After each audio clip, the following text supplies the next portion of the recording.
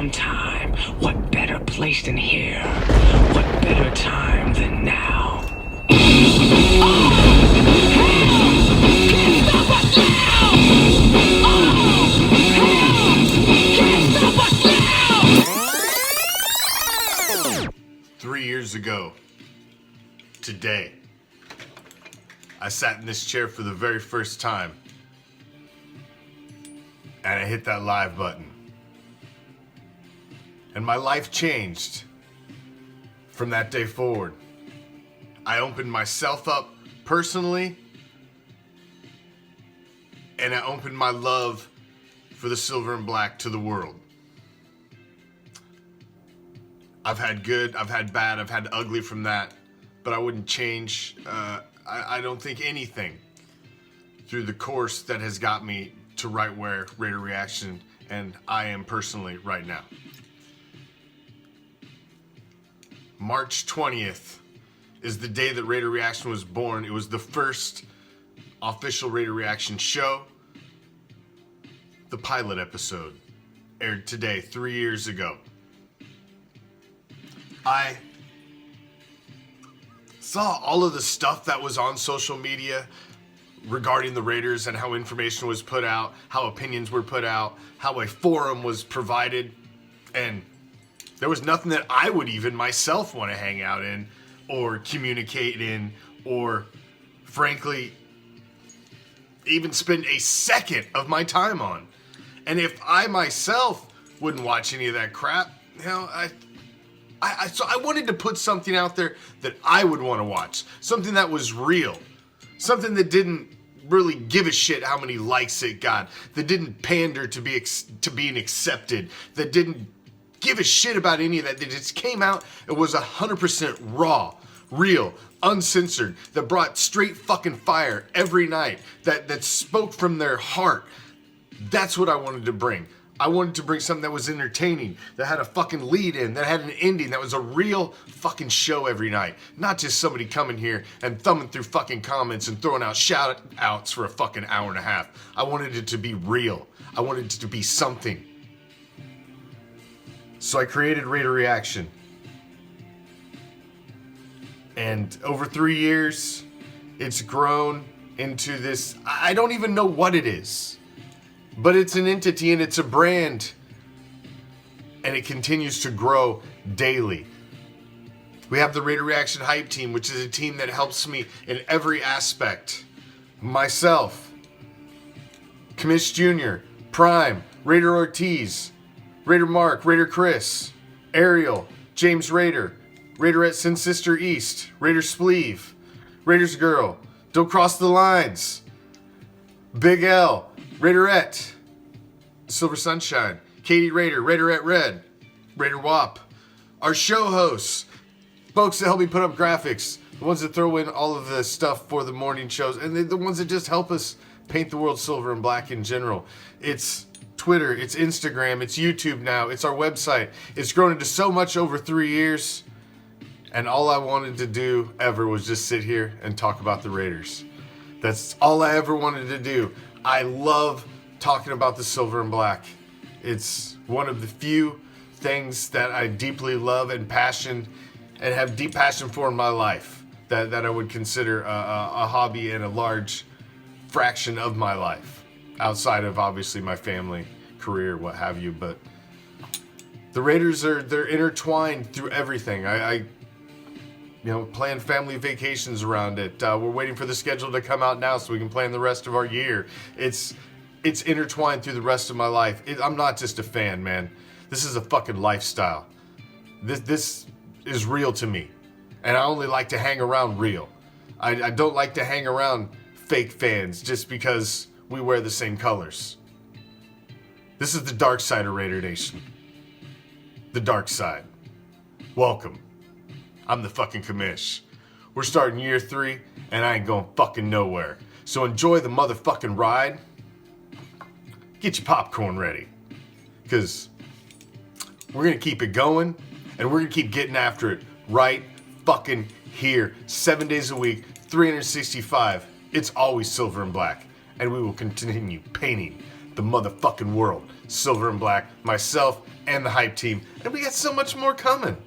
But it is year 3, and tonight I got a very, very special Black Friday show. Tonight, a special game, and I'm going to be taking calls live the entire fucking game. So if you want to call in, you want to tell me, I can't believe you're still fucking doing this shit after 3 years. You're a hack, you suck, you're great, I like your show, thank you for what you do. Whatever. If you just want to call in and shoot this shit and ask me what I think about the fucking cornerback situation, the phone lines will be open all freaking game long. Tonight, 3-year anniversary show, live. Black Friday, Silver and Black Theater. Make sure you're there tonight, 7 o'clock Pacific, 10 p.m. Eastern. Year 3, Season 4 of Raider football that we'll be covering. And it's the first one in Sin City. Shit is going to be awesome. Free agency we're knee deep in free agency. We're getting dirty in free agency. And the Raiders have been historically really, really great in free agency, pulled out some absolute diamonds. And one of the... Well, before we get to that, let's just look at some of the diamonds that we've pulled out of free agency in recent past. I think the Raiders was the only organization who could have really pumped some life in Jim Plunkett. Jim Plunkett climaxing his greatest comeback his sports has ever witnessed. Time to throw. It is caught by Branch. Touchdown Raiders! So Al Davis says to me, we haven't had the athletes we've had in the last couple of years. We need some young people to rebuild and play aggressive. Oh, fantastic catch by Todd Christopher. Right. Rich Gannon, the quarterback, the league MVP. He leads this team, never misses a down, does whatever it takes to win games. Raider touchdown, and a touchdown pass by Rich Gannon. Here's a guy that's done it all, one of the best to ever play the game, and he still feels like he has something to prove. Catch is made by Jerry Rice, but at the age of 39 and looking like 29. I can't wait to put that silver and black jersey back on and, try to help this team win. Blitz Charles Woodson, and Alex Smith goes down. Charles Woodson comes in untouched. It's just uncanny how he has such a great feel for the game. It's kind of like a dream come true, man. Cheering for the Raiders all my life, now I'm playing for them. They bootleg Derek Carr, who lobbed it for a touchdown, caught by Donald Penn.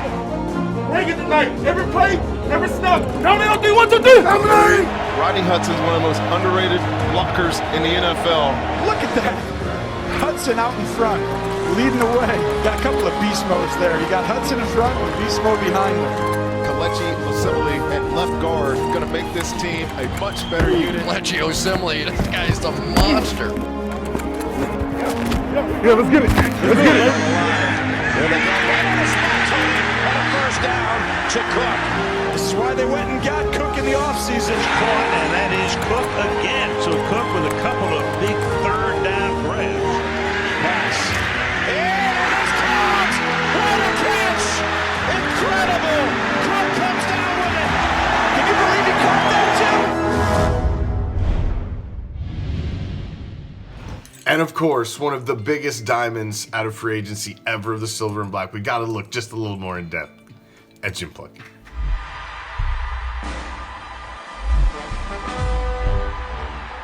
Seven seasons after being selected first overall in the 1971 NFL Draft, Heisman Trophy winner Jim Plunkett finally found himself in the colors he would be known for as a pro football player. Plunkett drops back to pass.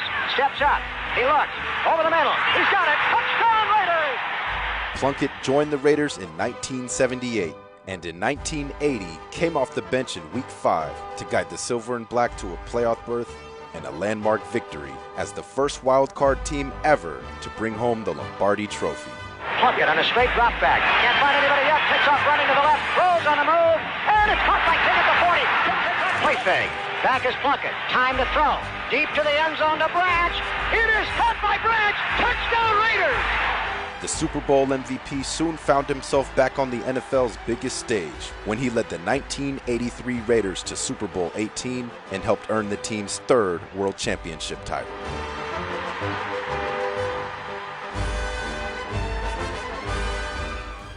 One of the hype team, Raider Chris, man, he's always got something on his mind.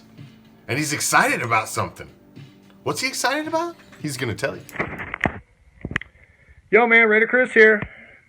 Well, it's day unknown, month unknown, year unknown without sports. But hold up. Reliable sources are saying that ESPN 8, the Ocho, is coming back. And you know what that means. Weird-ass sports from across the globe. From hacky sack to dodgeball. And, by the way, why the fuck did they take that sport out of schools? This is the reason why kids are so pussy nowadays. Can't take a rubber ball to the face. Man, fuck that. But anywho, at least we got that coming to fill in the time slot. But, yeah, so, sitting here in quarantine, I stay away from people anyway, because they're fucking idiots, so, anywho, you know, PSA, wash your ass, cover your mouth, stay away from people, be safe. Late. Raider Wop, back to the morning show. I hope you caught his show last night. The Raider Process Show with Raider Wop. It's every Thursday night on Raider Reaction. And he's popping in again on our morning show with the mailbag.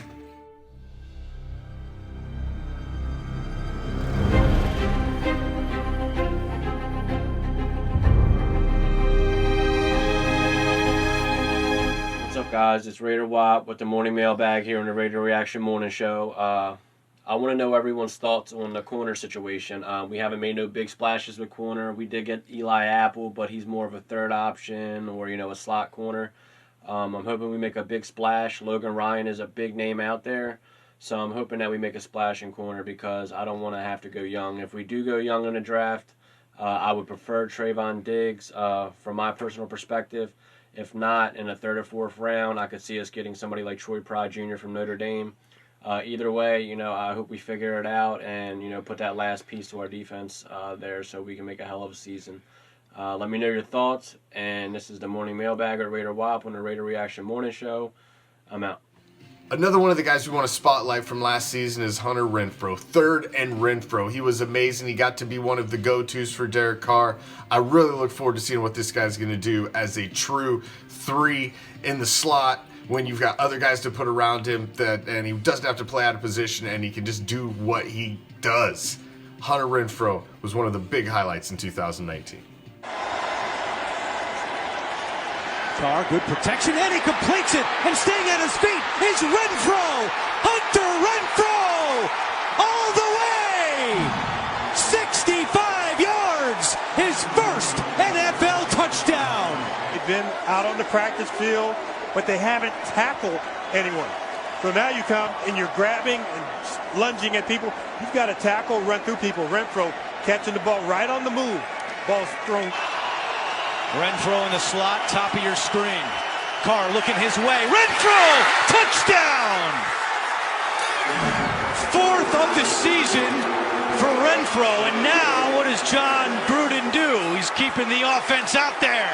He wants to go out with a win. And I asked Gruden about it last night. And he said, that's just a stat. You're a stat guy making fun of me. There he is. And they have Rashard in the backfield. Carr looking around. Throws a bullet. Renfrow, his second straight week with a touchdown in the Raiders lead.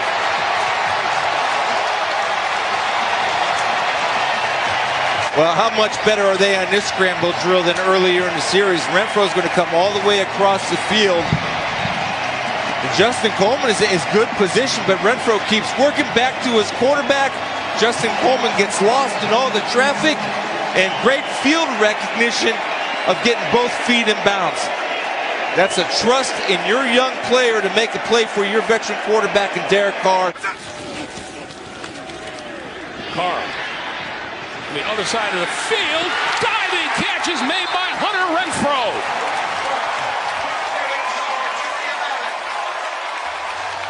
Get this ball off. Sam Hubbard was coming off the backside edge and was about to hit Carr just as he released the ball. Good adjustment by Renfrow as that ball's in the air. Carr, quick pass on the slant, complete for a lot of yardage. Hunter Renfrow off to the races. 5, touchdown.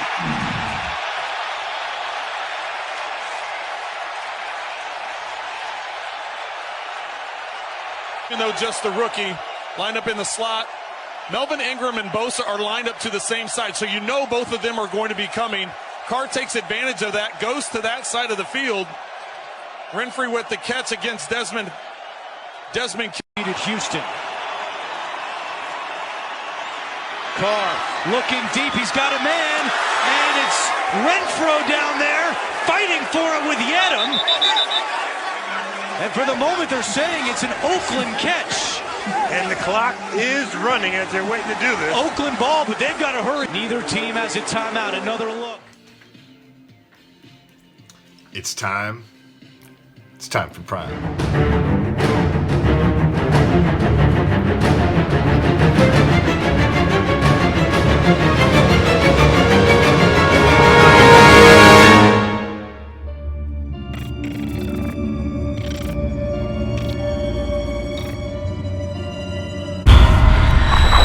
Hey, what's up? This is Prime, and this is the Prime Cut on the Raider Reaction Morning Show.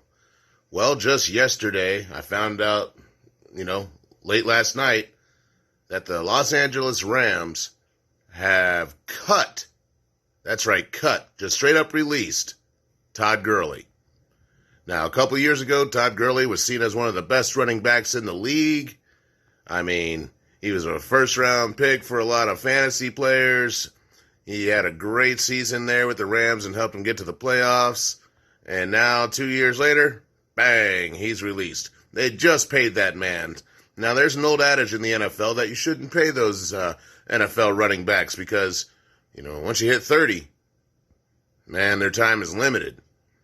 Now, Ezekiel Elliott held out for a while, and of course, he's under 30, and they went ahead and they got that man his money or whatever, but it's only a matter of time before that tread gets thin and those tires need changing. And when that happens, of course, then, yeah, you need a new running back. So, it's rare to see a running back that can last beyond that 30 years of age. There are a few out there. There's some, exceptions to the rule. But for the most part, I mean, can Todd Gurley be the running back he once was?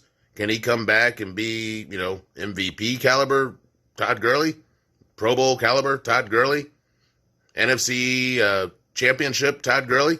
I don't know. We'll see. But see, the thing is he was once such a good running back that there's going to be some NFL team out there that's going to sign him. So, do you hope it's your team?